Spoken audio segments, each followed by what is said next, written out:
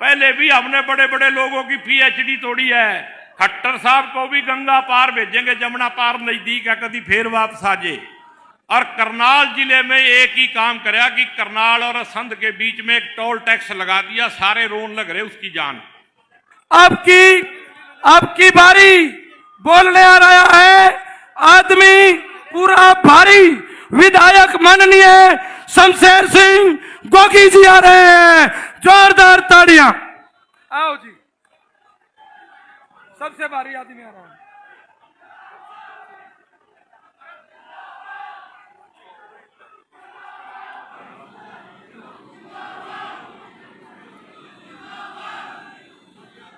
मंच पे बैठे हुए हरियाणा के सभी सम्मानित नेता और करनाल लोकसभा से गांव-गांव से आए हुए सभी बुजुर्गों, नौजवान साथियों और पत्रकारों,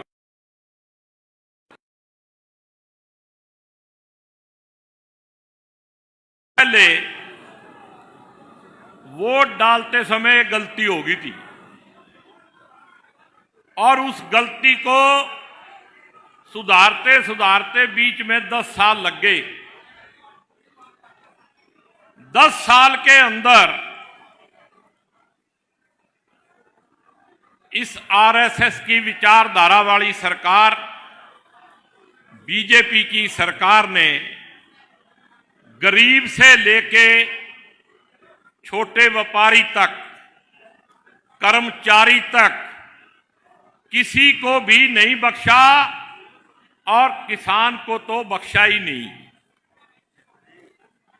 आज मेरा एक सवाल है, जो किसान की पैदा की हुई अनाज से रोटी खाता है, मैं उससे पूछना चाहता हूं कि अगर किसी के घर में मौत हो जाए तो उसके घर में अफसोस करने भी ना जाया जाए और फिर ढोल नगारे लेके उसके घर वोट मांगने जाया जाए, तो इससे ज्यादा बेशर्म कोई पार्टी हो सकती है?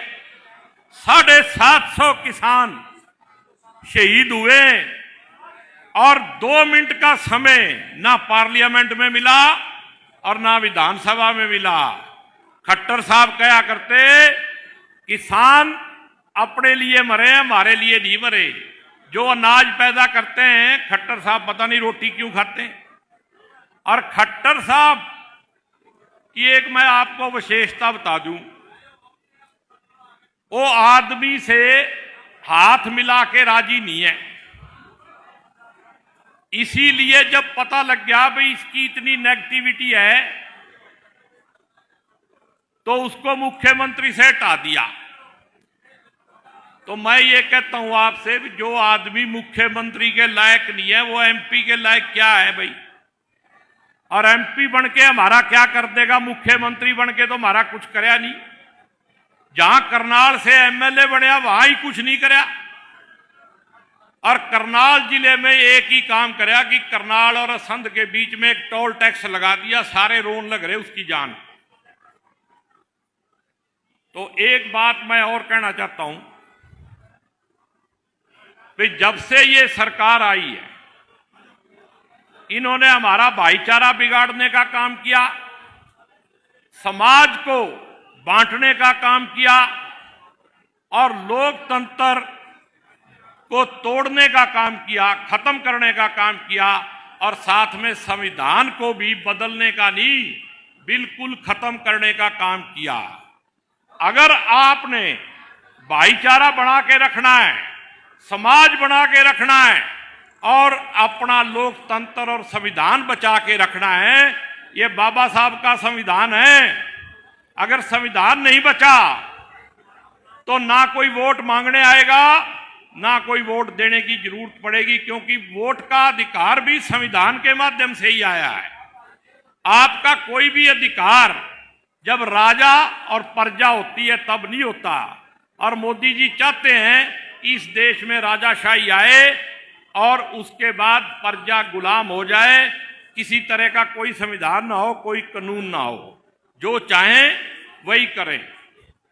अब मैं आपसे रिक्वेस्ट करना चाहता हूं कि भाई दिवांशु बुद्धि राजा जी, मैं पंचायत में मंच पे खड़ा होकर कह रहा हूं, मेरी बात ध्यान से सुन लेना। इलेक्शन जीत चुके हैं, इलेक्शन जीत चुके हैं। सिर्फ आज इस रैली में प्रियंका जी की मोहर उस पे लगनी है। वो मोहर लगाने के लिए हमारे बीच में आ रही हैं। इलेक्शन हम 10 की 10 सीटों पे जीतेंगे। पहले भी हमने बड़े बड़े लोगों की पीएचडी तोड़ी है। खट्टर साहब को भी गंगा पार भेजेंगे, जमुना पार नजदीक है, कभी फिर वापस आ जाए, बहुत दूर भेजना है। एक एक वोट की कीमत है। सरपंची पंचायत की तरह इलेक्शन लड़ना है आपने। 25 तारीख को कहीं सुख दुख में भी जाना है तो सुबह 7 बजे वोट डाल के जाना है, और नहीं तो फिर उसके एक दिन आगे पीछे जाना है। एक एग्जाम्पल देता हूं आपको। 2004 में सीपी जोशी को राजस्थान में कांग्रेस पार्टी ने सीएम का कैंडिडेट घोषित कर दिया, और जिस दिन रिजल्ट आया, कांग्रेस की तो पार्टी तो जीत गई, कांग्रेस की सरकार भी बन गई, लेकिन सीपी जोशी जी सिर्फ एक वोट से हार गए।